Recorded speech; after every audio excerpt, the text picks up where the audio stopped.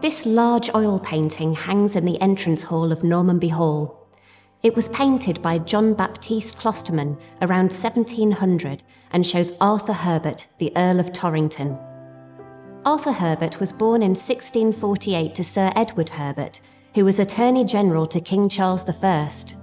Arthur Herbert joined the Navy in 1663 and served during several battles over the next few years, being promoted to captain in 1666. In 1671, Herbert's ship fought two Barbary corsair ships in the Mediterranean. The corsairs were privateers, which were a sort of legal pirate. They terrorized the Mediterranean, attacking ships and raiding the coast of Europe to enslave people. During this fight, Herbert was shot in the face. The bullet narrowly missed his right eye and left a prominent scar.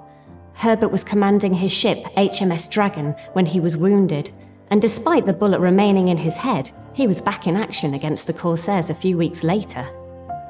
When Herbert had his portrait painted by Closterman, the scar was included with other items which mark him out as a notable naval commander, such as his admiral's baton and a cannon. At some point, probably in the 18th century, the scar was painted over.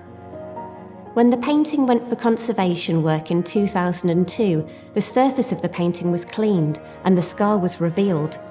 The conservator believed it to be a birthmark before research was carried out to confirm that it was in fact the scar of Herbert's gunshot wound. The portrait is almost unique in showing what would have been considered an imperfection at that time.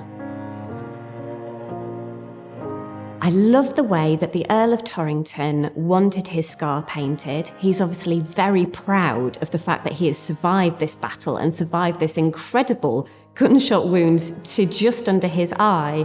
But the fact that someone has painted over it later shows that they didn't like the scar. They wanted to cover it for some reason. We don't know who that was or why they did it, but that perception of the image and how he should be portrayed has obviously been different in someone else's head. So it's amazing what can happen when things go for conservation. This is just a small example of what can be found.